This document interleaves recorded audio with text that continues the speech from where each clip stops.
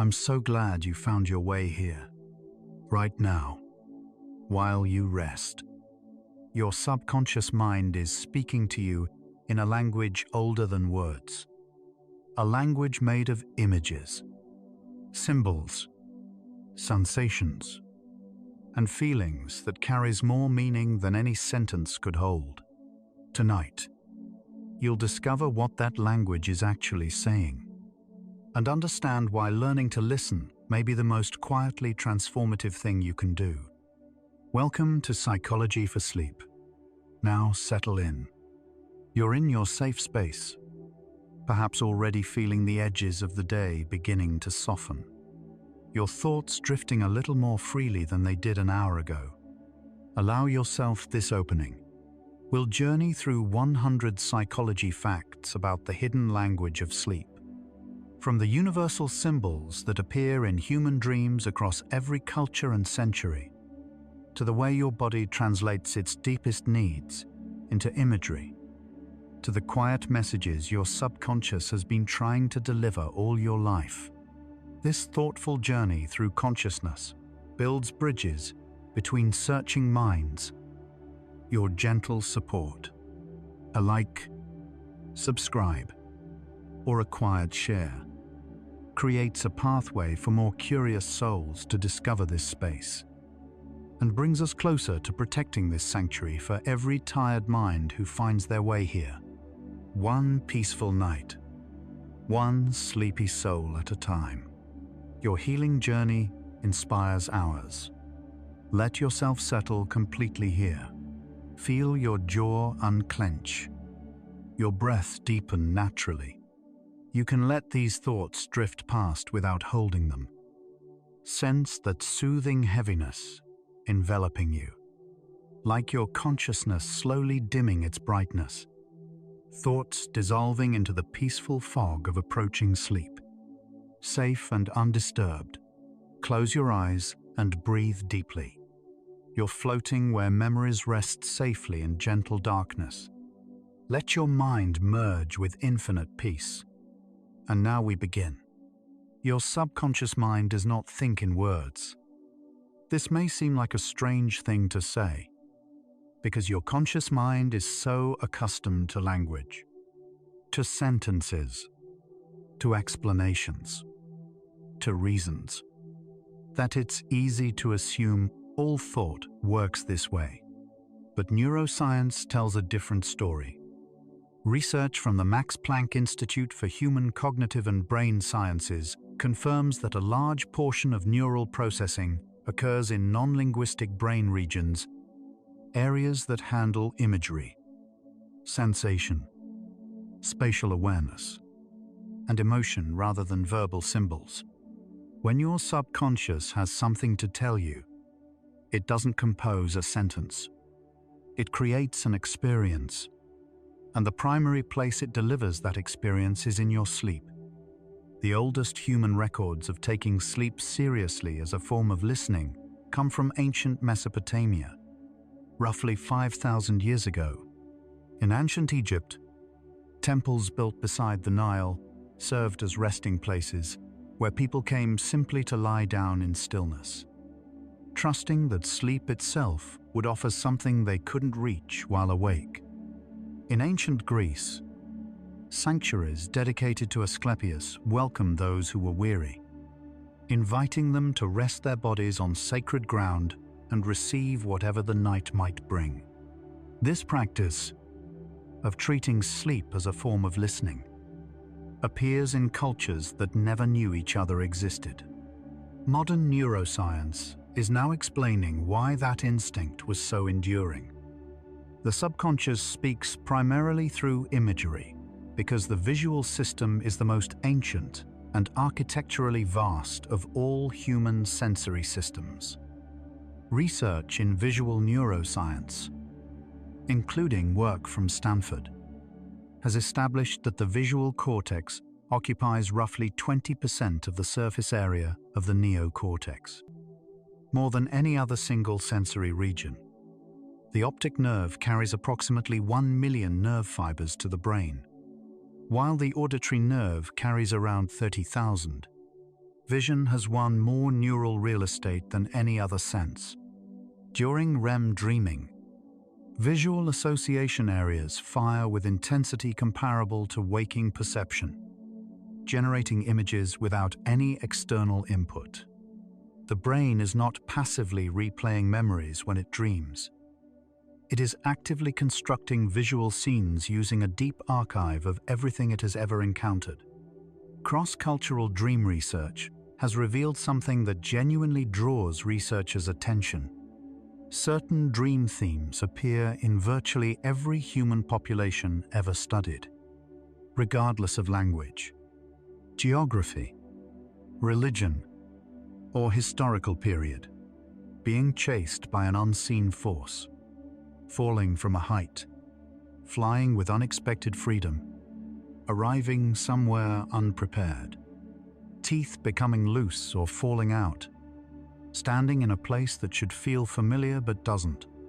These themes appear in dream reports from ancient Rome, from 19th century Japan, from contemporary Nigeria, from indigenous communities in North America. The consistency suggests these are not cultural inventions, but expressions of something shared in the architecture of the human subconscious itself. The psychologist Carl Jung proposed a concept he called the collective unconscious, a layer of the human psyche shared across all people, containing what he called archetypes, universal patterns of experience expressed through consistent symbols. Contemporary neuroscience does not fully endorse Jung's metaphysical framework, but it has confirmed his empirical observation. The cross-cultural universality of certain dream symbols is real and documented. What neuroscience adds is a mechanism. These shared symbols appear to arise from shared neural architecture, because all humans share roughly the same brain structures. Similar emotional states activate similar imagery. The collective dream language isn't metaphysical, it's anatomical. Water is among the most widely reported symbolic elements in human dreaming. Studies of dream content across multiple cultural groups, compiled and extended through recent research, consistently find that water appears in human dreams with remarkable frequency across all populations examined. More strikingly, the emotional quality of the water tends to mirror the dreamer's emotional state with consistency across cultures. Calm. Clear water correlates with peace and clarity. Turbulent or dark water correlates with emotional disturbance. Flooding correlates with feeling overwhelmed. The subconscious does not arbitrarily select water as its preferred medium. It appears to be the default metaphor for emotional life itself, a symbol every human brain arrives at independently, without instruction. The house or building is another consistently reported architectural symbol in dreaming.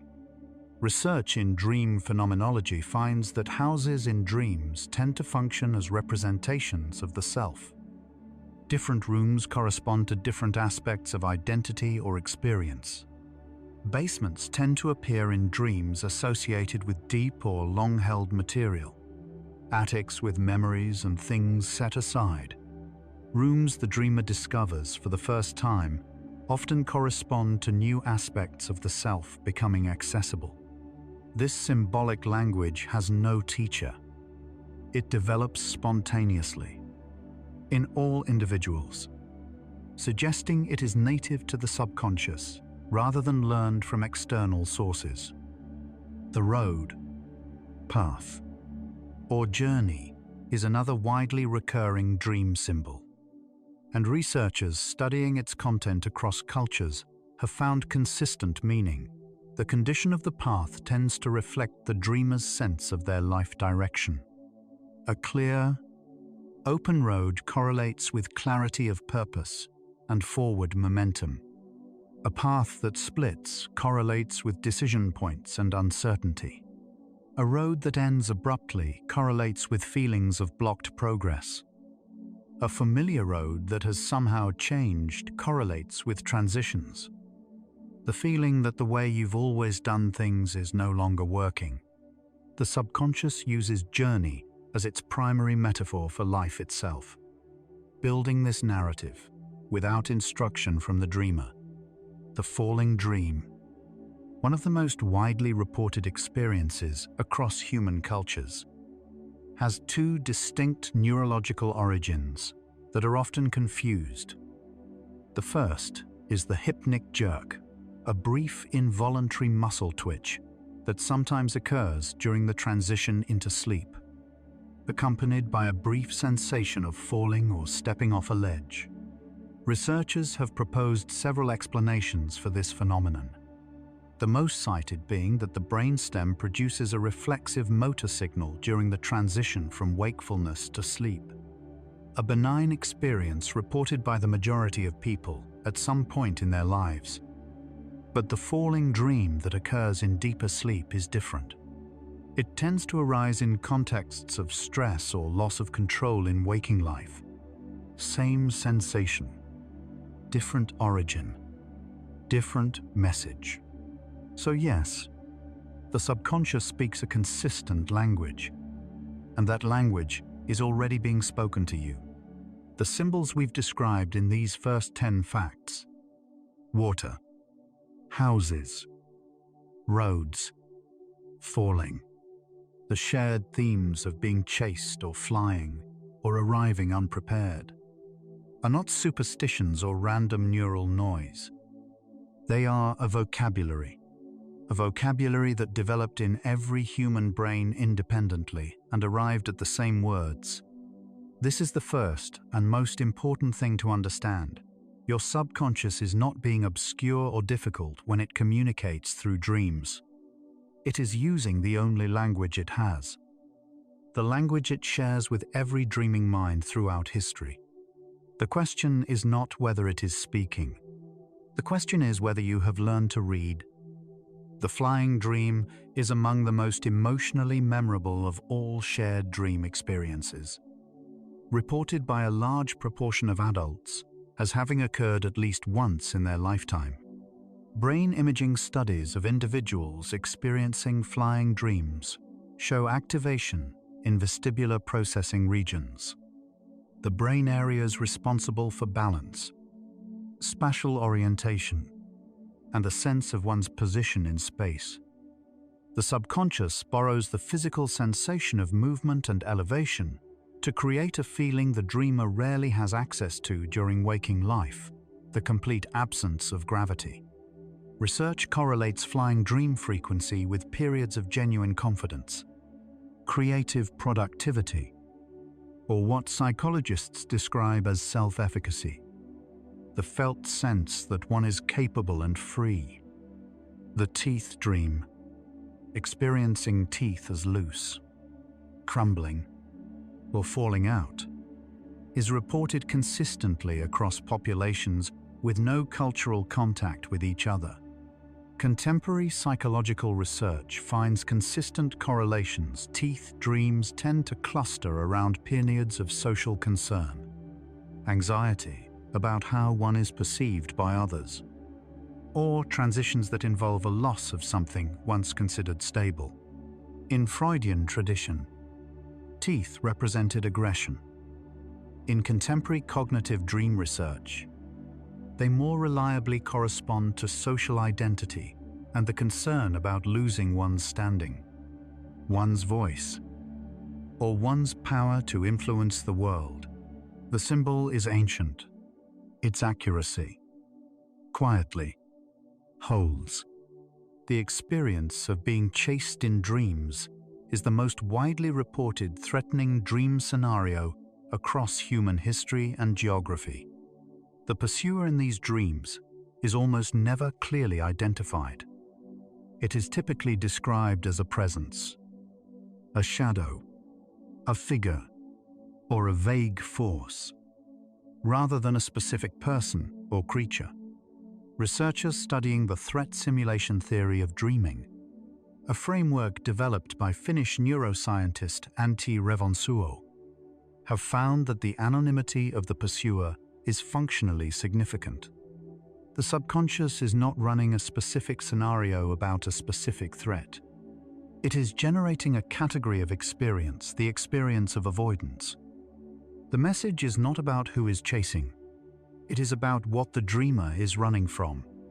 Recurring dreams are among the most psychologically meaningful communications the subconscious produces.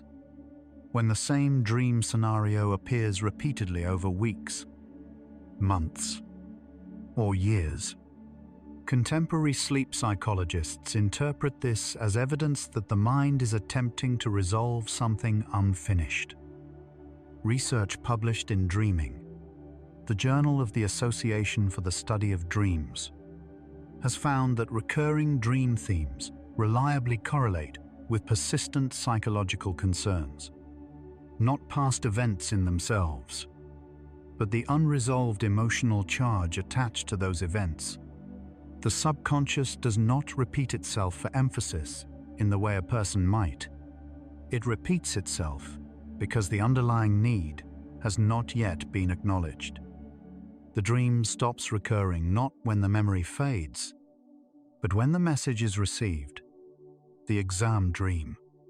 Finding yourself unprepared for a test, unable to answer questions, realizing you haven't attended a course all semester, is reported with particular frequency by adults who are decades past any formal education. Research tracking the situational correlates of exam dreams found they appear most commonly in adults experiencing evaluative pressure, situations where they feel their performance, competence, or worth is being judged. The subconscious uses the exam, one of the most formative, evaluative experiences of early life, as its template for any situation that activates the same feeling of being measured and found lacking. The dream is not about school. It is about the feeling school once represented. The subconscious maintains a deep archive of faces. Every face encountered throughout a lifetime, including faces seen only briefly and never consciously registered. A passerby glimpsed at age 11. A face in the background of a photograph. A customer seen across a crowded room. Neuroscience suggests that the fusiform face area, the brain region specialized for recognizing faces, continues to work during dreaming, drawing on the accumulated store of every face the brain has encoded. Dream strangers may feel unfamiliar, but the raw material of their features appears to come from real encounters, the visual residue of a lifetime of meeting people. The subconscious does not create faces from nothing. It assembles them from everything. Smell is the sensory system most directly wired to both memory and emotion, and it has a uniquely intimate relationship with the dreaming subconscious. The olfactory system is the only sensory pathway with a direct neural connection to the amygdala and hippocampus, the brain's emotional and memory centers. Without routing through the thalamus, all other senses pass through the thalamic gateway before reaching emotional processing. Smell does not. This means olfactory memories carry emotional freight that other sensory memories do not match. Research exploring therapeutic sleep environments found that the deliberate presence of scents associated with positive memories during sleep measurably influenced dream emotional tone. The subconscious speaks through smell in a language that bypasses all rational filtering. The subconscious also communicates through the body during sleep, a phenomenon researchers call somatic dreaming. The body's physical state during sleep enters dream content in ways that are consistently metaphorical rather than literal. A dreamer experiencing mild fever may dream of burning deserts or uncontrollable fire. A dreamer with a full bladder may dream of rivers, rain, or searching for a bathroom in an endlessly large building. A dreamer whose breathing is briefly restricted may dream of deep water closing overhead, or of running and being unable to catch breath. The subconscious is not generating these dreams arbitrarily. It is translating physiological signals into narrative imagery, the body speaking through the mind in the only language available. The heart has its own conversation with the dreaming subconscious. Research using cardiac monitoring during sleep found that brief fluctuations in heart rhythm that occur in otherwise healthy people during sleep correlate with dream imagery involving constriction or a vague sense that something is not quite right, a feeling the dreamer cannot identify.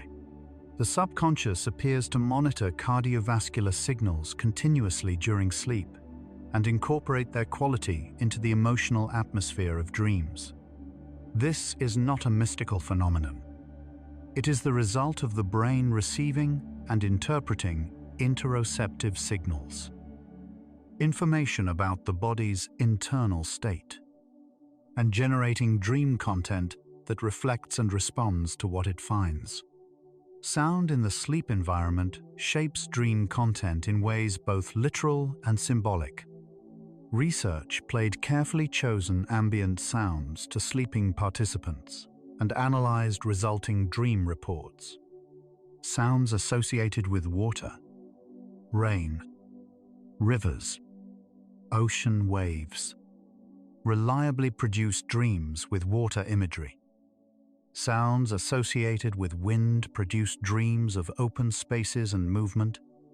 More intriguingly, emotionally neutral sounds, a door closing, distant voices, were often incorporated into dreams as emotionally charged events, reinterpreted through the emotional atmosphere the dreamer was already in. The subconscious is not passively receiving auditory input during sleep. It is actively contextualizing it, translating raw sound into narrative in ways that reflect the dreamer's inner emotional state.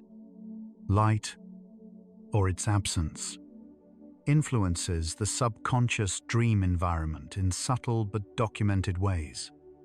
Brief exposure to light during sleep, even through closed eyelids, can shift dream content toward visual brightness, open spaces, and themes of discovery.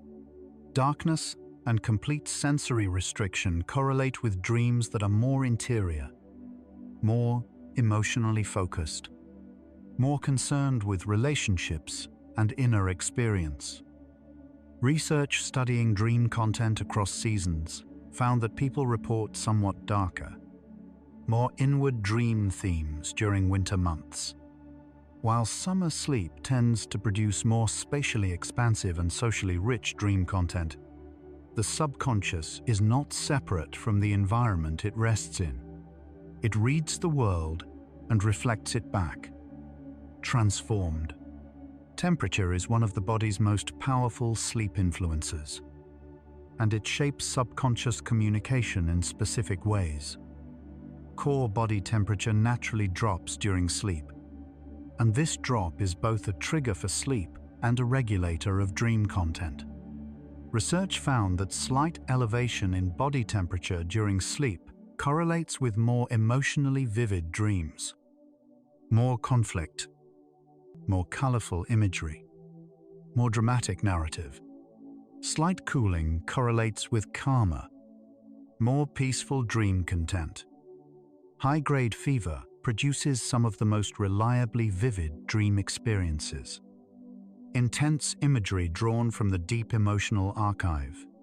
The subconscious uses thermal state as an amplifier, turning up the volume on whatever emotional material is currently waiting to be processed. The hypnagogic state, the threshold between waking and sleep, typically lasting only a few minutes, is the zone where the subconscious language is perhaps most directly accessible. In this state, the conscious mind is still partially present while the subconscious begins generating imagery freely. People consistently report seeing geometric patterns, hearing their name called, or experiencing a brief narrative that has not yet lost the thread of awareness. Research confirmed that the hypnagogic state produces measurably higher creative insight on problems presented before sleep. The subconscious at the threshold is at its most generative, unconstrained by waking logic, but not yet fully disengaged from conscious awareness. It is the moment when two languages briefly overlap. The last thought you hold before sleep has documented influence on what your subconscious processes through the night. A phenomenon researchers call dream incubation, the deliberate act of focusing on a question, image, or intention in the final minutes before sleep, has been studied scientifically and validated in multiple replications. Participants who spent a few minutes before sleep gently directing attention toward an unresolved question frequently reported dream content that addressed that question, often in metaphorical rather than literal form. The subconscious takes its first assignment from the final material active in conscious memory before the transition to sleep. What you carry into the dark is often what the night works on. The last thought is the first instruction. 25 facts into this journey. Something is already taking shape. The subconscious speaks in symbols because symbols carry more meaning than words can hold. Water, houses, roads, faces, falling, flying. These are not arbitrary images, but a consistent vocabulary developed independently in every human brain throughout history, expressing emotional truths that language struggles to articulate.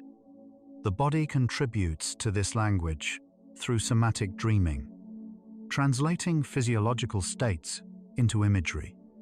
The environment contributes through sound, temperature, and light.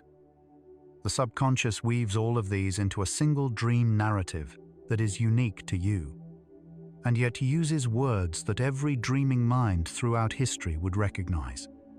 Learning this language does not require expertise. It requires only a certain quality of attention. We continue. Let's pause here and notice your body. As you breathe out slowly, appreciate each tiny cell inside. Trillions of processes working in silence. Heart beating, lungs breathing, brain tending to you, all without your command. Notice the gentle sensations on your skin, in your muscles, along your spine. Your body speaks this language too. In feeling, in the subtle signals it sends upward into the dreaming mind. Night after night, you are a complete ecosystem, diverse, self-balancing. Now we continue. Dreams do not follow the logic of waking thought. They follow what researchers call emotional logic, a system in which events, transitions, and connections are organized not by cause and effect, but by feeling and resonance. In a dream, you might find yourself in your childhood bedroom that is simultaneously your current workplace, with a person who is somehow both your mother and your closest friend. And none of this seems contradictory, because the emotional truth, the feeling of care, safety, or complicated love, is consistent throughout. Contemporary dream research describes this as the subconscious's primary grammatical rule, the rule of emotional coherence. What belongs together in a dream belongs together because it feels the same, not because it is the same. The emotion experienced within a dream is neurologically real. Brain imaging studies using fMRI during REM sleep have confirmed that the emotional centers of the brain, the amygdala, the anterior cingulate cortex, the anterior insula, show activation levels during vivid dreaming that are comparable to those seen during equivalent waking emotional experiences. The fear felt in a dream is not a performance or a simulation. It is real fear, generated by the same neural systems that produce fear in waking life. The grief felt in a dream about loss involves the same neurochemical processes as waking grief. When the subconscious speaks through dream emotion, it is using the body's own language, not a representation of feeling, but the feeling itself. Sleep paralysis is one of the most widely reported and culturally elaborated experiences in all of human history, affecting a significant portion of the general population at some point in their lives. Studies estimate that roughly 8% of people experience it recurrently, while broader surveys, including isolated single episodes, find the lifetime prevalence considerably higher. It occurs when the normal muscle atonia of REM sleep persists briefly into conscious awareness. The sleeper wakes into a body that does not yet respond, often accompanied by vivid, disorienting hallucinations, a presence felt in the room, a heaviness on the chest, a body that does not yet respond to the mind's request to move. What is remarkable is the consistency of the cultural explanations it has generated across centuries and continents. The old hag of English folklore, the Kanashibari of Japan, the incubus and succubus of medieval Europe, the ghost presser in West African traditions. Every culture that encountered this neurological event invented a supernatural explanation with strikingly similar features. The subconscious, caught between two worlds, generates the same imagery everywhere. Dreams of people who have died are among the most emotionally significant dream experiences reported by humans across all cultures and throughout recorded history. Research into post-bereavement dreaming, including foundational work by dream researcher Deirdre Barrett of Harvard Medical School, and subsequent studies through 2024, has documented consistent patterns across thousands of accounts. These dreams are described as qualitatively different from ordinary dreaming, more vivid, more emotionally calm, more characterized by a felt sense of presence. Many bereaved individuals describe them as deeply healing. The subconscious does not simply dissolve the neural representations of people who have died. It continues to carry them, their emotional quality, their voice, and it places them in dreams as part of an ongoing process of integration. The dreaming mind takes grief seriously. Post-bereavement dreams follow a documented progression over time. Research tracking dream content in bereaved individuals over 12 months found that early grief dreams often involve difficult content. The dreamer not yet aware in the dream that the person has died, or scenes of separation and distance. As time passes and grief progresses, dream content tends to shift. The deceased appears healthy, calm, or peaceful. There are often scenes of simple, ordinary connection, a conversation over a meal, a walk, a moment of quiet recognition.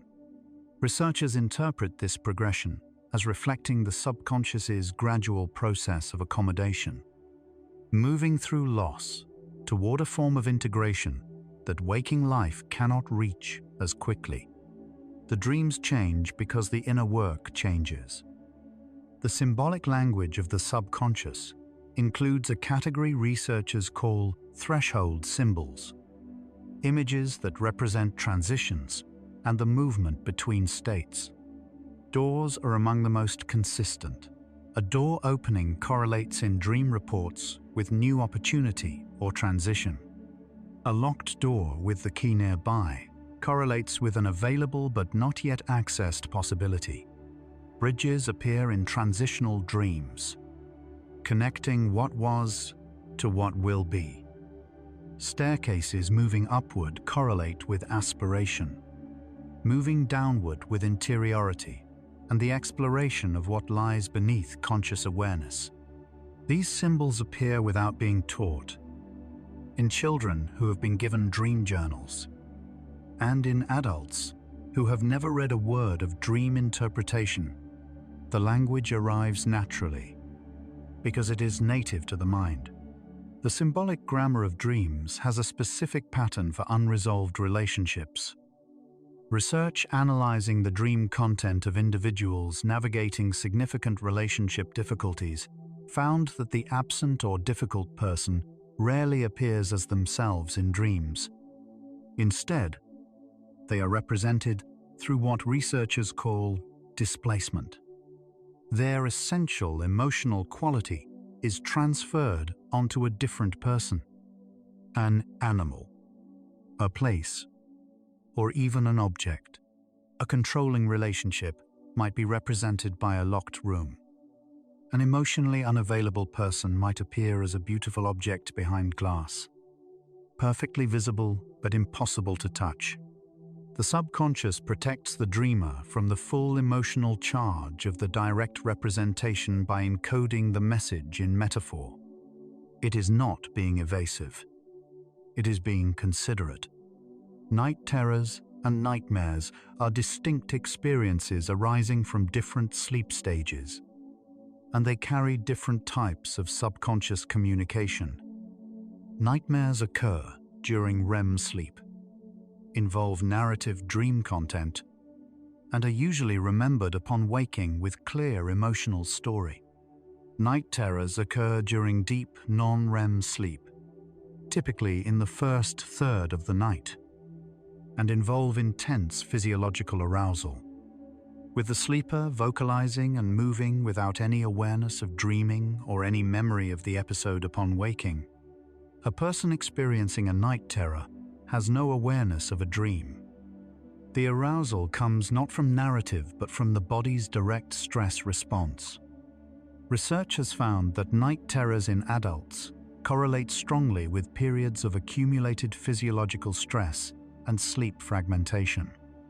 The body, not the narrative mind, is delivering the message. Sleepwalking, technically called somnambulism, is the subconscious demonstrating a capacity that would seem impossible by waking logic, the ability to navigate a physical environment, open doors, descend stairs, and perform tasks, all without any conscious awareness or later memory. Sleepwalking occurs during deep non-REM sleep, when the dreaming narrative mind is largely inactive. What remains is the procedural, motor subconscious, the aspect that has learned the geography of the sleeping space through years of repetition and can navigate it without conscious oversight. Research confirms that sleepwalkers show coordinated motor cortex activity, while the prefrontal and hippocampal systems, involved in conscious awareness and explicit memory, remain largely quiet. The body knows its way home even when the mind is elsewhere. Music has an unusually intimate relationship with the dreaming subconscious. Research from the Max Planck Institute for Empirical Aesthetics has documented that musicians experience significantly more music-specific dream content than non-musicians. Not simply dreaming of performing, but dreaming of hearing completely original compositions, or experiencing music with qualities that feel impossible to reproduce upon waking. The subconscious appears to take the sensory modality most intensely practiced during waking life and continue developing it during sleep. For musicians, sleep is not a pause in musical thinking. It is a continuation by other means. Some composers have reported their most surprising creative material arriving in this space. Music the dreaming mind generated without being asked. Earworms, the involuntary mental replay of musical phrases. are capable of crossing the threshold from waking into sleep and emerging within dream content. Research found that people who experienced strong earworms before sleep were significantly more likely to incorporate those musical fragments into their dreams, often transformed in ways the dreamer experienced as creative rather than repetitive. The subconscious does not simply play back what it received. It works with musical material, extending it, harmonizing it, placing it in new emotional contexts. People who practice music regularly report with particular frequency that they have solved technical musical problems in their sleep, waking with a transition or a passage that seemed impossible the night before.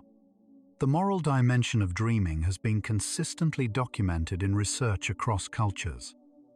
Studies of dream content using systematic analysis have found that themes of justice, fairness, ethical consideration, and moral responsibility appear in human dreams at a rate far exceeding their statistical presence in waking thought. Research found that participants who are currently navigating moral dilemmas, situations requiring a choice between competing values, showed elevated moral dream content compared to control groups. The subconscious does not set ethics aside during sleep. It uses the unstructured space of dreaming to examine moral complexity in ways that waking logical analysis cannot, approaching the same situation from multiple perspectives simultaneously. Without the constraints of having to arrive at a single answer, moral dream content frequently takes the form of trials, scenarios in which the dreamer is being evaluated, questioned, or required to account for their actions before some form of authority. Research analyzing the structure of moral dreams found that these scenarios consistently reflect unresolved feelings of responsibility or the sense of having fallen short of one's own standards. The authority figure in such dreams is rarely a specific real person. It is typically an abstraction, a court, a faceless gathering, unnamed observers. The subconscious constructs these anonymous judges because the real judge is the dreamer's own value system, projected outward into symbolic form. The trial is internal. The verdict, if the dreamer is patient enough to attend to it, is usually not condemnation but clarification.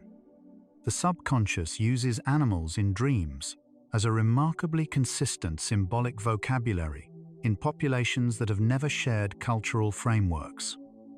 Research in cross-cultural dream analysis has documented animal symbols with notable reliability. Large mammals, bears, Intertakov-Dean, wolves, correlate in dream reports with powerful forces the dreamer is attempting to manage or integrate. Birds in flight correlate with aspiration, freedom, and the desire to rise above. Reptiles and insects tend to appear during periods of anxiety about something felt as difficult to control in waking life. Dogs correlate with loyalty, companionship, and unconditional acceptance, or with their absence. These associations arise spontaneously across research populations that have never discussed symbolic meaning at all. By the 40th fact, the grammar of the subconscious language is beginning to clarify. It uses emotional logic rather than causal logic. It speaks in displacement and metaphor when direct representation would be too much. It borrows the body's sensations to amplify its messages. It draws on a shared symbolic vocabulary that every human brain arrives at independently. It uses the same grammar whether the topic is grief, creativity, moral uncertainty, or the desire for freedom. Understanding this grammar does not require years of study. It requires a different quality of attention. the willingness to ask not what a dream meant in literal terms, but what feeling it carried, what emotional truth it was circling. That question, asked gently and without rushing to answer, is how the conversation begins. You're still here with me. Thoughts still flickering like candlelight. Just notice. Don't judge. Just notice where your mind is. We're exploring consciousness itself, the very thing doing the exploring right now. Strange, beautiful, and perfectly calm. Let's drift onward together. One of the most consistent findings in dream identity research is that the dreaming self is not always recognizably you. People frequently report dreams in which they are a different age. Younger, sometimes very young, occasionally older than their current years. Research studying age representation in dreams found that the age of the dream self tends to correlate with the emotional age of the concern being processed. Adults dealing with material related to early family dynamics frequently dream of childhood ages. Adults facing entirely new situations sometimes dream of being older than they are, as if the subconscious is testing a future self before the waking self has caught up. The dream self is not the historical self. It is the emotionally relevant self, a period of life that disproportionately appears in adult dream content has been identified in research as the reminiscence bump, roughly ages 15 to 30, the period of maximum autobiographical intensity. Studies of dream content in middle-aged and older adults find that emotionally vivid dreams draw more frequently from this period than from any other comparable time span. This is not because those years were objectively more important. It is because they were the years in which identity was most actively under construction, when the self was most fluid, most formative. The subconscious returns there not out of nostalgia, but because identity questions unresolved in that period tend to persist in quieter forms throughout adult life. Lucid dreaming. The state in which a dreamer becomes consciously aware that they are dreaming while remaining asleep offers perhaps the most direct documented access to the subconscious language. During lucid dreaming, fMRI studies show increased activation in the prefrontal cortex alongside the continued full activity of the dreaming systems. Research groups have now achieved two-way communication with lucid dreamers during sleep, posing questions that sleeping participants answered through prearranged eye movements. A majority of adults report having experienced at least one spontaneous lucid dream. In the lucid state, the subconscious becomes directly addressable. And if the accounts of experienced lucid dreamers are taken gently and seriously, something in the dream tends to answer. The subconscious holds a detailed map of your relationships. Research tracking dream journal content found that the people who appear most frequently in an individual's dreams are not necessarily those most frequently seen in waking life. They are those who carry the greatest unresolved emotional significance, a parent with whom reconciliation has not fully occurred, a friend from whom the dreamer is estranged, a connection that ended without clear resolution. The subconscious keeps these figures present in the dreaming space not because it is dwelling in the past, but because it is still processing emotional material associated with those connections. The dream is the processing environment, and these figures are the subjects of the work. Touch and physical sensation in dreams carry a specific class of subconscious message. Research studying tactile content in dream reports found that dreams involving warmth, gentle physical contact, or the sensation of being held correlate with emotional states of safety and connection, or with their absence in waking life. People who are lonely or who have experienced recent loss report elevated frequencies of warmth-related dream content. The subconscious appears to generate compensatory sensory experience, providing in sleep what is missing in waking, as part of its ongoing effort to maintain emotional equilibrium. The embrace that appears in a dream is not meaningless. It is the subconscious providing, in the only way available to it during sleep, something the waking life has not offered. The experience of a dream suddenly shifting location without transition, being in one place and then inexplicably in another, follows a specific emotional grammar. Research into spatial transitions in dreams found that these abrupt shifts correspond to emotional transitions in the dreamer's psychological processing. The dreaming mind relocates when the emotional atmosphere of one scene has been resolved or set aside, shifting to a new environment that carries a different emotional charge. The lack of physical transition mirrors the subconscious's relationship with space. It is organized around emotional logic, not spatial logic. The settings of a dream are not decorative. They are the emotional states the subconscious is inhabiting while it works. Color in dreaming is a nuanced research area.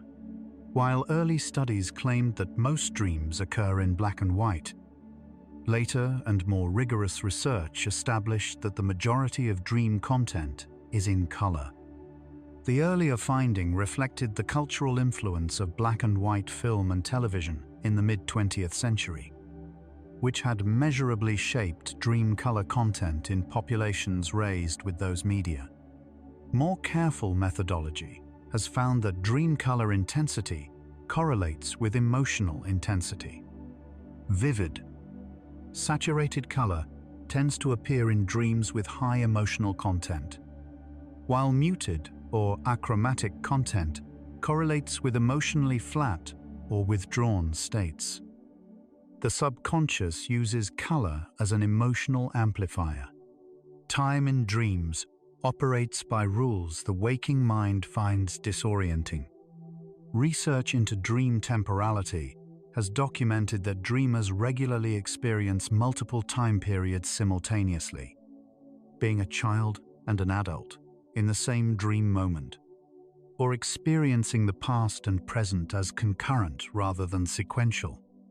This temporal fluidity reflects the subconscious's actual relationship with time, which is fundamentally different from the linear experience of consciousness. The subconscious stores experience not in chronological order, but in emotional clusters.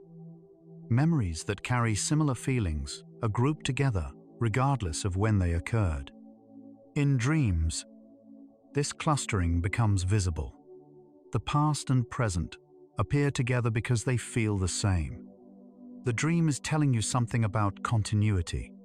The practice of dream incubation, setting an intention before sleep, has been documented across human history and across many distinct cultural traditions.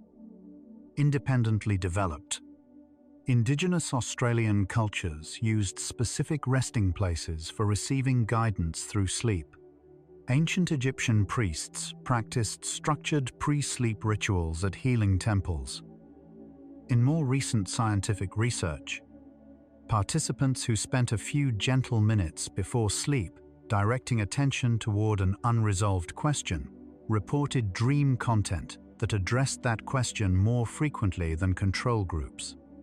The subconscious appears responsive to conscious invitation. The final minutes before sleep, it seems, are not wasted time. They are the beginning of the night's work. Halfway through this journey, the language of the subconscious has grown considerably more familiar. It speaks in symbols drawn from a shared human vocabulary. It uses emotional logic rather than causal logic. It employs metaphor to approach material too charged for direct representation. It communicates about identity through the age and quality of the dream self. It maps relationships through the presence and behavior of dream figures.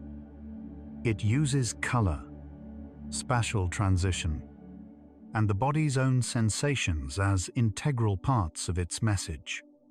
This is not a mystical or inaccessible language. It is a language with rules, a vocabulary, and a grammar, one that has been present in human experience since before the first written word. The deeper we go, the quieter the message. We continue and imagine, even in sleep, even in complete stillness, a conversation is always happening. Something is always speaking. Something is always listening. The space inside you is never truly silent. It is full of language, soft, patient, waiting to be heard. You don't need to understand it tonight. You only need to be present with it. Imagine you're floating on a calm lake. Beneath the surface, there is always a gentle current. The subconscious is that current, always moving, always tending. Now we continue the journey. Contemporary dream research has moved decisively away from viewing nightmares as dysfunction, instead framing them as evidence of the subconscious working particularly hard on particularly difficult material.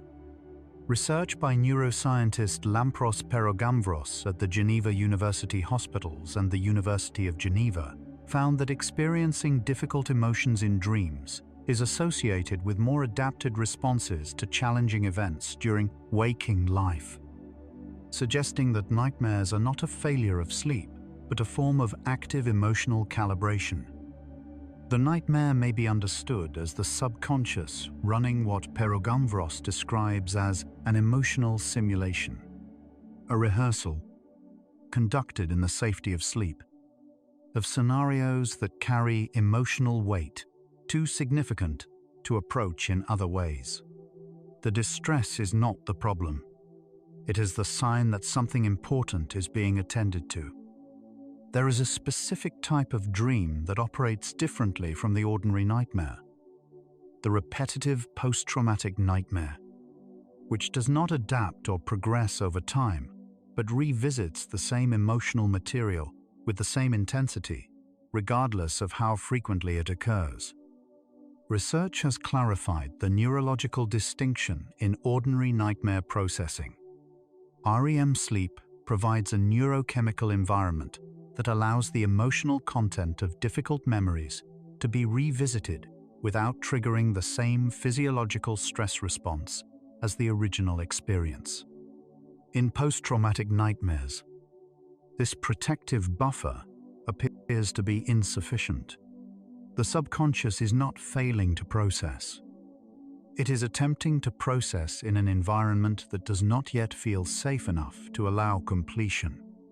A therapeutic approach called image rehearsal therapy, developed by psychologist Barry Krakow and validated through multiple randomized clinical trials, demonstrates one of the most remarkable things we know about the subconscious and its language.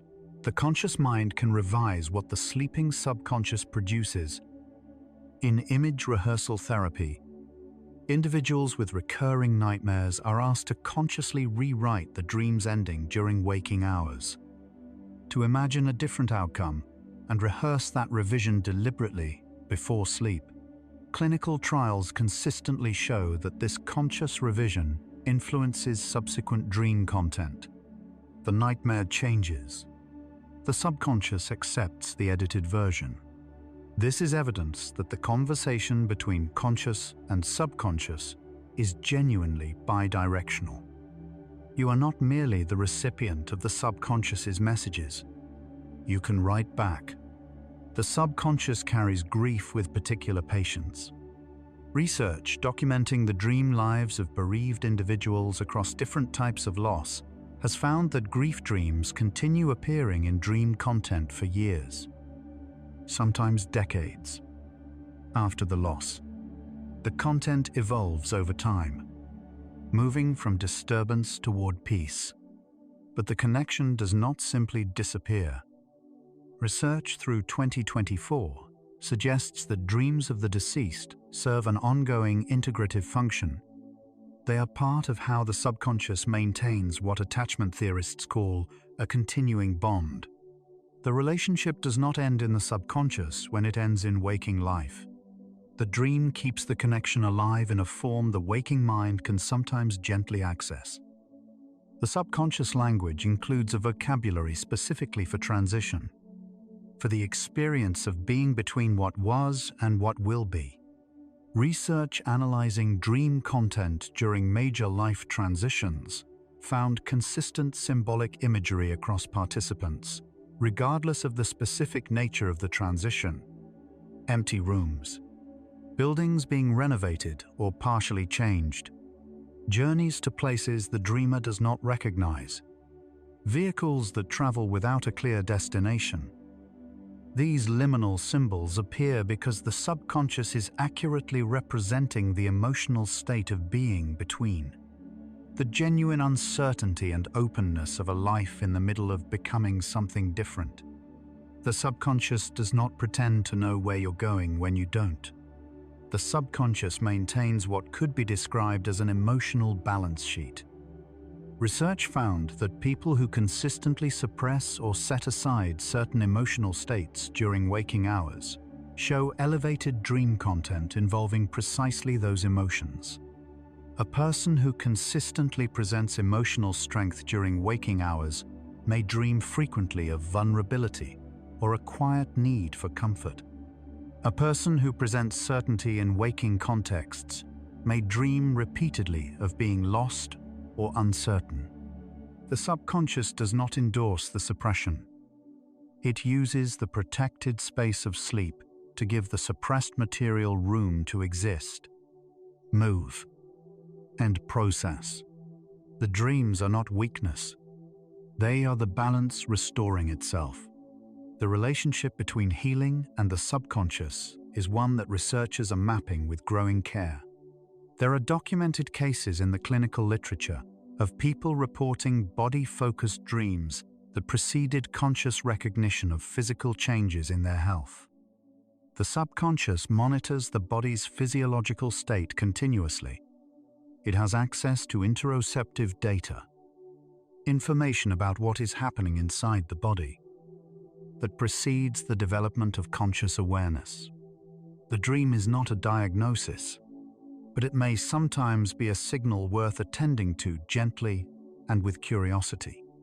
The subconscious uses the experience of childhood in adult dreams, not as simple nostalgia, but as a precision instrument for emotional recognition. Research found that adults who dream frequently of childhood settings are typically in a period of life that has activated concerns parallel to those of childhood questions of belonging, of safety within a social structure, of whether one is valued and accepted. The specific emotional quality of the childhood dream reflects the quality of the current adult concern. A warm, safe childhood dream tends to indicate that the current concern is being approached from a position of inner security. A confused or uncertain childhood dream tends to indicate the opposite. The child in the dream is not the past self. It is the present self, dressed in the costume of the first time it felt this way. The subconscious encodes unspoken feelings about significant relationships with particular vividness. Research tracking dream content in individuals preparing for or recovering from major relationship transitions found that these periods produced the highest density of emotionally complex, symbolically rich dream material. People about to marry frequently dream of their partner in unexpected difficulty. The subconscious surfacing anxieties the conscious mind has not yet fully acknowledged. People recovering from the end of a relationship frequently dream of the former partner in peaceful contexts.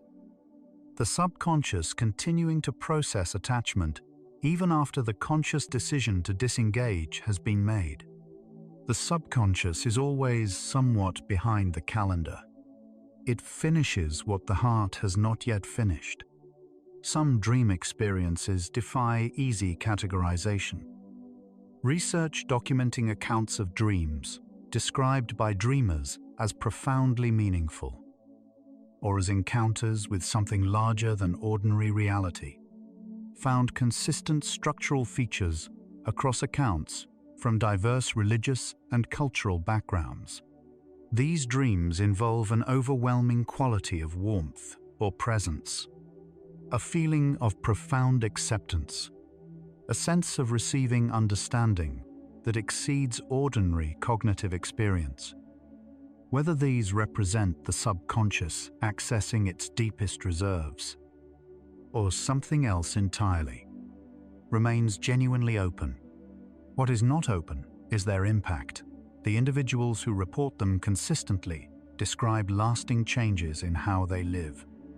The subconscious, at its most capacious, reaches places the waking mind rarely visits.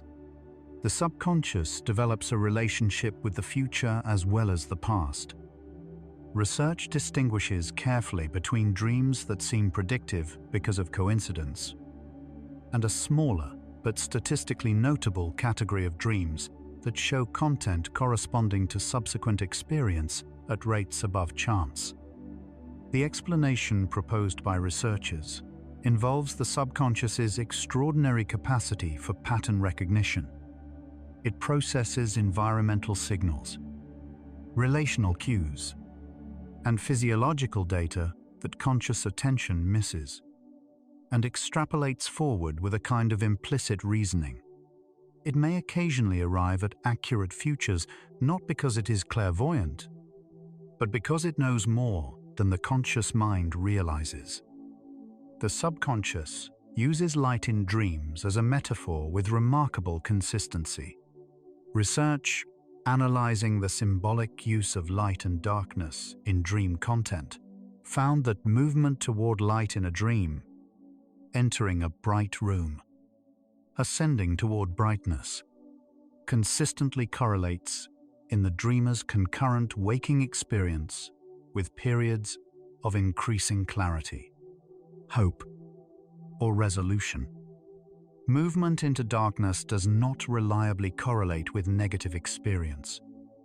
It correlates more specifically with interiority, the experience of going inward. The descent into darkness in a dream is as often an image of depth-seeking as it is of disturbance. The subconscious uses darkness not as threat, but as the space where inward things live. The subconscious has a way of communicating what matters that differs from ordinary dreaming. Research studying the phenomenological quality of dreams reported by individuals surrounding a major decision or threshold found that these periods produced dreams described as unusually coherent, unusually clear, unusually memorable compared to the dreamer's ordinary experience. Researchers interpret this heightened vividness as the subconscious concentrating its communicative resources, sharpening the signal when the material being processed is particularly significant. When a dream is unusually vivid and stays with you through the morning, the subconscious may be making an unusual effort to be heard.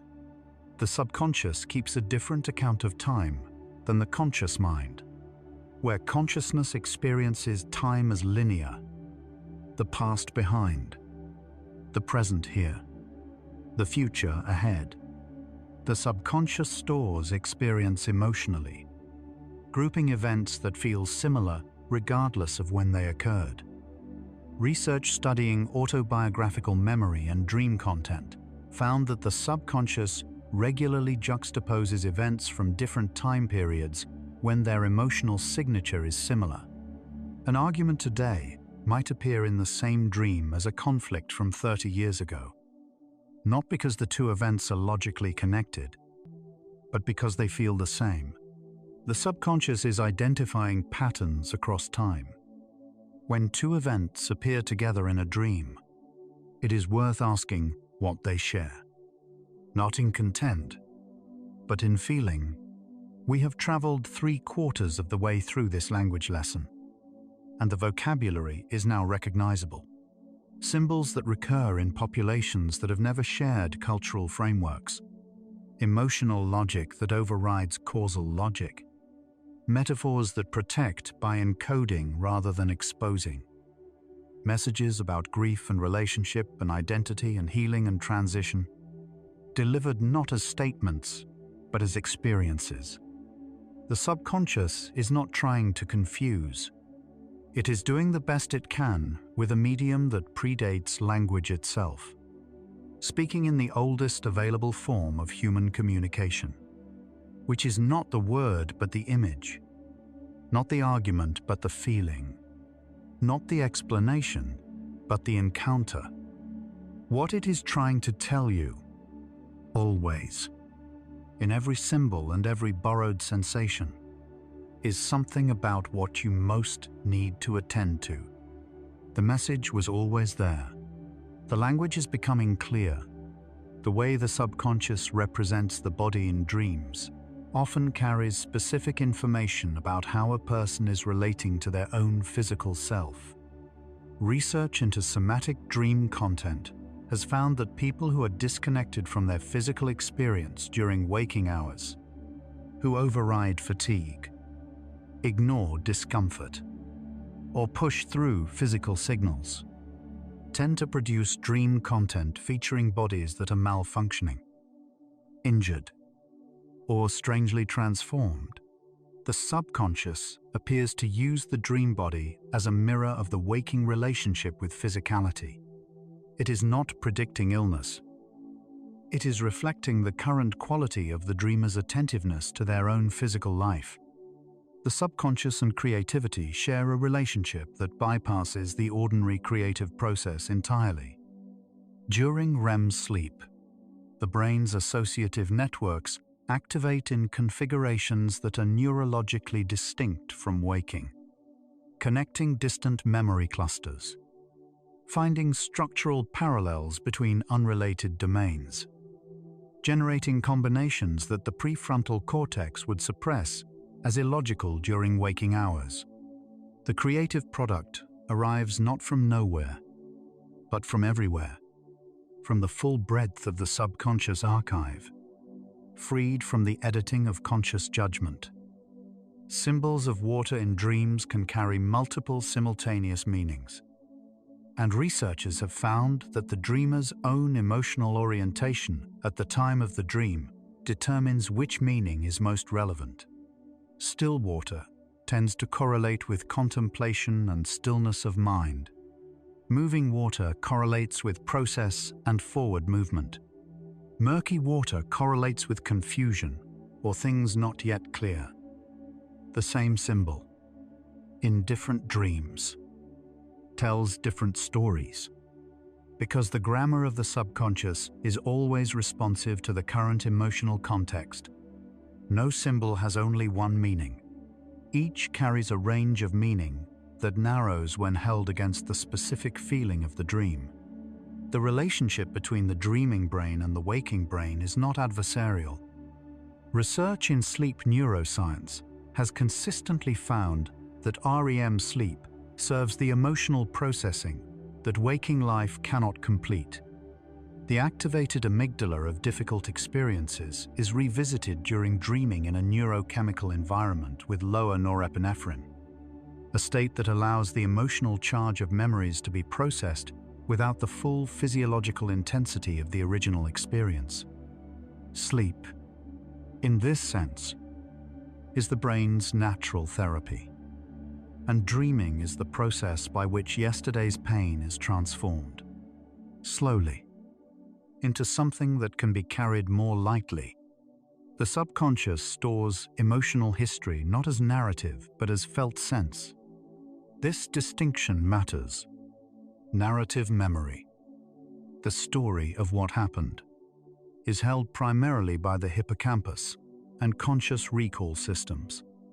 Felt sense, the body's encoded memory of how something felt, is held more diffusely, in the body itself, in the nervous system, in the patterns of response that have accumulated without being consciously named.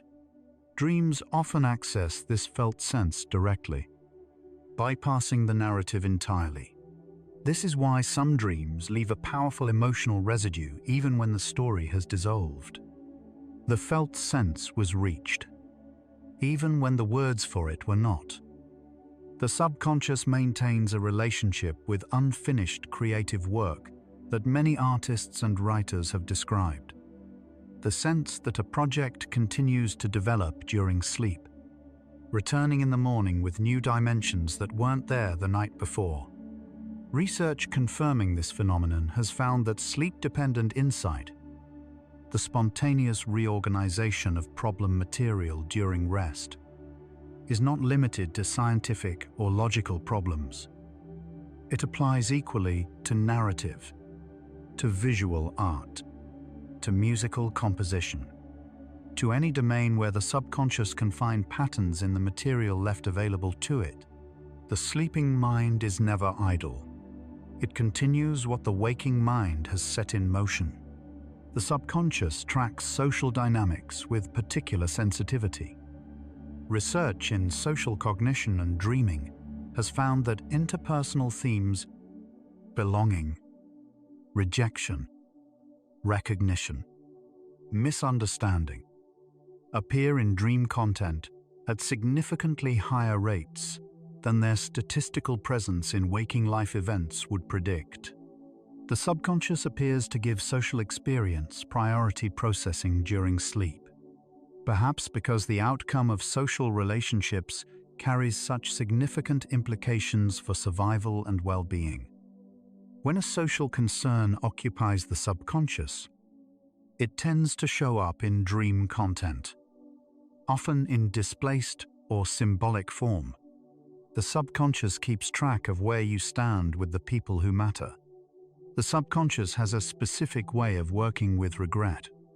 Research analyzing dream content in individuals experiencing regret, decisions not made, paths not taken, found that such dreams tend to present the alternative rather than dwell on the actual.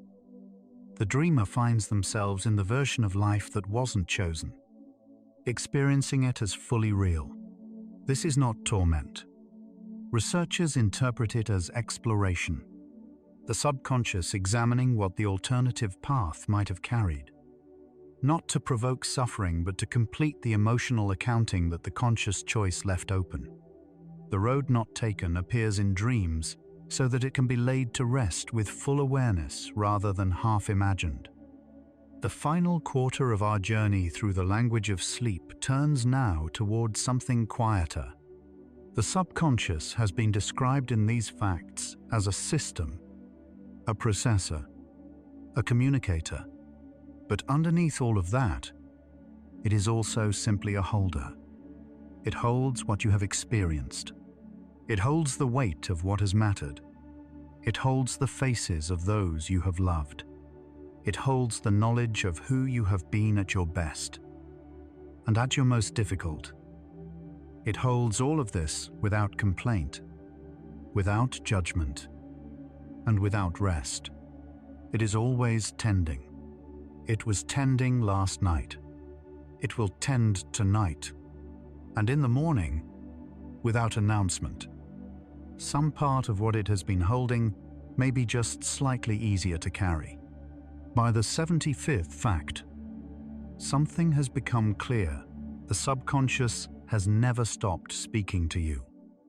In every dream you have forgotten, in every residual feeling that lingered after waking, in every symbol that arrived unbidden from the vast shared vocabulary of the dreaming human mind, the subconscious was present. It was working. It was tending. The question has always been one of listening. And tonight, perhaps, you have listened a little more closely than usual. That is enough. We continue now toward the last stretch of this quiet journey. You might be feeling tired now. That is perfectly fine. Breathe slowly. Feel the cycles. Everything that speaks eventually finds a listener. Everything that reaches out eventually finds a hand. Your subconscious has been speaking your entire life, and you are here, tonight, gently learning to listen. That is enough. That is everything. Let everything unfold in its perfect order, unhurried, unresisting, simply existing. We're almost there now. Learning the language of the subconscious begins with one simple practice: writing down what you remember of a dream immediately upon waking. Before the imagery dissolves, dream memory is extraordinarily fragile. Much of dream content fades within minutes of waking. The hippocampus, which transfers experiences from temporary to long-term storage, is not yet fully active in the minutes just after waking. The dream journal is the act of reaching back toward what was said. The act of recording a dream changes the relationship with the subconscious over time. Research found that individuals who kept consistent dream journals for 12 weeks reported increased dream recall, increased dream vividness, and a growing sense that their dreams carried personal meaning. The subconscious, it seems, responds to being attended to. Like any form of communication, it produces more when the recipient demonstrates they are genuinely listening. The journal is not just a record, it is a reply. The most valuable question to ask of a remembered dream is not what it meant, but what it felt like. The emotional atmosphere of a dream, the quality of feeling that pervaded the experience, carries the subconscious message more reliably than any specific image or event. Following the feeling backward into waking life, asking where that feeling lives, what it connects to, often opens the message more directly than any symbol dictionary could. The subconscious speaks most clearly when the conscious mind is least defensive. Research on the relationship between psychological openness and dream recall found that individuals who practiced regular non-judgmental reflection on their own feelings, reactions, and interior experience showed both higher dream recall and higher subjective sense of dream meaning. The subconscious is always speaking. The variable is how open the conscious mind is to receiving what it says. The state just before sleep, that gentle loosening of conscious control in the final minutes of wakefulness, is one of the most reliable times to notice what the subconscious is processing. As the prefrontal cortex reduces its activity, thoughts arise with less filtering. Images surface without being summoned. Feelings that were held at a distance during the day move closer. This is not distraction. This is disclosure. The body is always part of the subconscious conversation. When you notice where in your body a dream left its impression, a warmth in the hands, a sense of expansion or constriction in the breath, you are reading a message that bypasses linguistic interpretation entirely. The body holds what the mind has not yet named.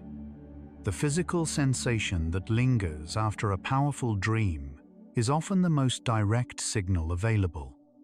It does not require translation. It requires only attention. The subconscious responds to gentleness.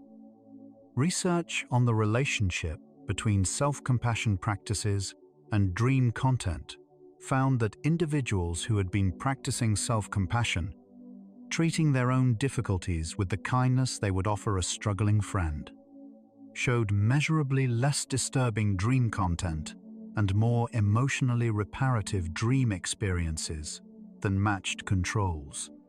The quality of the inner relationship shapes the quality of the inner conversation. The messages the subconscious sends through dreams are often not dramatic. Research analyzing the content of highly significant remembered dreams found that the most personally meaningful dreams were rarely extreme in content.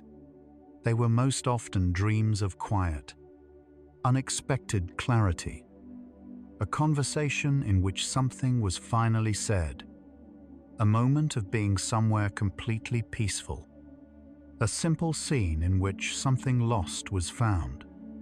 The subconscious does not need drama to communicate what matters most. Its deepest messages tend to arrive in the gentlest forms. The practice of sitting with a dream image, rather than immediately analyzing it, allows meaning to emerge gradually and naturally, rather than being imposed by interpretation. Holding a single dream image in awareness, as if it were an object being examined from multiple sides, without a predetermined conclusion, often produces a greater sense of personal resonance than standard symbolic analysis. The subconscious does not reward rushed conclusions. It rewards patient presence. Sleep itself is a form of trust. The act of losing consciousness, of allowing the body to become still and the conscious mind to release its grip on the world, requires a level of felt safety that the subconscious monitors continuously. Restoring the felt safety of sleep is not a cognitive task. It is a relationship task between the conscious and the subconscious, between the present-day self and whatever in the past first taught the body that the night might not be safe. Healing this relationship is quiet, patient at work. The subconscious has a particular relationship with creativity that bypasses the ordinary creative process. Dreams have produced novels, paintings, scientific hypotheses, and musical compositions across the full span of recorded human history. But what research adds is a mechanism during REM sleep. The brain's associative networks activate in configurations impossible during waking, connecting distant memory clusters, finding structural parallels between unrelated domains. The creative product arrives from the full breadth of the subconscious archive, freed from the editing of conscious judgment. The subconscious carries the accumulated emotional history of a lifetime in ways that are never fully visible to consciousness. Every relationship, every loss, every moment of unexpected joy, all of this is held in the neural architecture of the subconscious, shaping how it responds to present experience. Dreams are one of the few windows through which this accumulated history becomes even partially visible. Not as a complete inventory. No dream reveals everything, but as a glimpse, a fragment, a symbol that carries more history than it shows. What the subconscious is trying to tell you, distilled through all the research and all the symbols and all the shared vocabularies we have explored tonight, is not a single sentence. It is an ongoing inquiry. It is the mind asking itself, night after night, the questions that matter most. What have I not yet attended to? What needs to be grieved? What wants to be created? What feeling has been waiting too long for acknowledgement? The answers arrive in symbol and sensation, in vivid clarity and quiet presence. The subconscious is asking you to listen. And listening, it turns out, is enough. The relationship between the conscious and the subconscious is not a hierarchy. Neither is superior. They are partners with different competencies, different speeds, different languages, and different access to the full complexity of who you are. The conscious mind is faster at logical analysis, verbal reasoning, and sequential planning. The subconscious is faster at pattern recognition, emotional integration, and cross-domain synthesis. What neither can do alone, both can do together. The dream is the evidence of that partnership. The night's work returned in the morning, translated as well as the available language allows. The subconscious has been speaking to you every night of your life, before you had language to understand it, before you had frameworks to contextualize it. It was already speaking. It was already constructing scenes from your archive of faces and feelings. It was already borrowing the body's sensations to amplify its messages. It was already returning to the same unresolved material with the patient persistence that only something deeper than conscious thought can sustain. You did not begin this conversation tonight. Tonight, you simply listened a little more closely. Learning the subconscious language does not require becoming a dream interpreter. It requires becoming a slightly better listener to your own inner life, noticing what feelings linger after a dream dissolves, asking, without demanding an answer, what that feeling might be about, treating the imagery that arrived in the night as worth at least the brief attention you might give an important letter. The subconscious does not ask for more than this.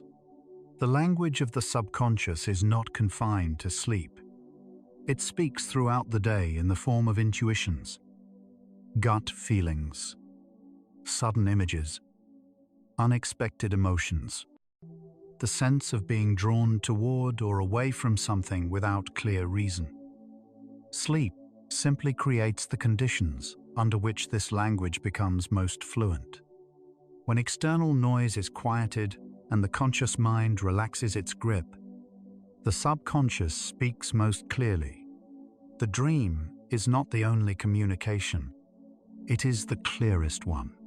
The subconscious is patient in ways that consciousness cannot match. It will carry an unresolved grief for decades without complaint. It will return to the same unfinished conversation year after year, wearing different symbolic clothes, until the message is finally received. It will hold the emotional weight of something the conscious mind has decided to move past, tending it quietly, waiting for the moment when the conscious mind is finally ready to look. This patience is not stubbornness. It is care. The subconscious holds what needs to be held until the holder is ready. The subconscious knows what you love.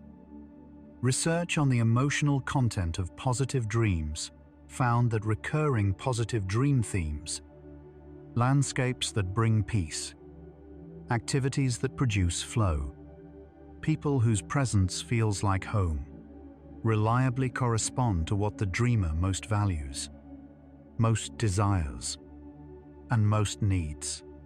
The subconscious is not only a processor of difficulty, it is also a keeper of what matters. When a dream leaves you with an inexplicable warmth, the subconscious is not being sentimental. It is showing you something true about what you are made of. 100 facts have traveled with us through the vocabulary and grammar of a language older than human speech. From the shared symbols that appear in every culture's dreaming, to the body's somatic translations, from the emotional logic that overrides waking rationality, to the moral complexities the subconscious examines in the privacy of sleep, from the grief it carries with patient tenderness, to the creativity it releases when the conscious editor finally steps away.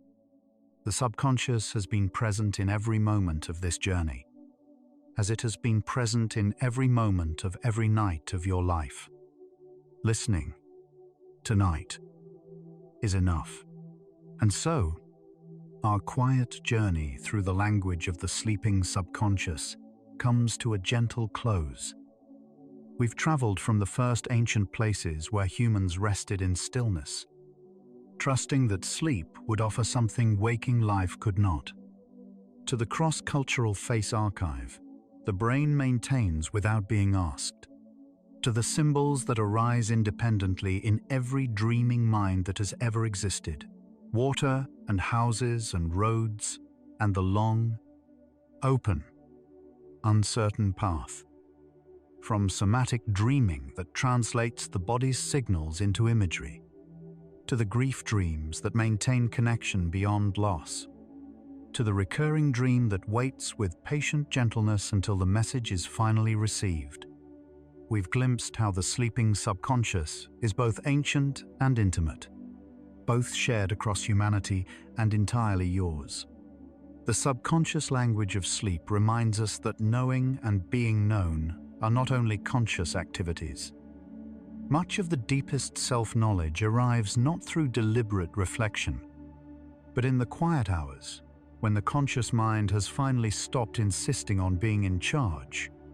The dream speaks, the body listens, and something that was waiting a very long time to be heard is, in that moment, received.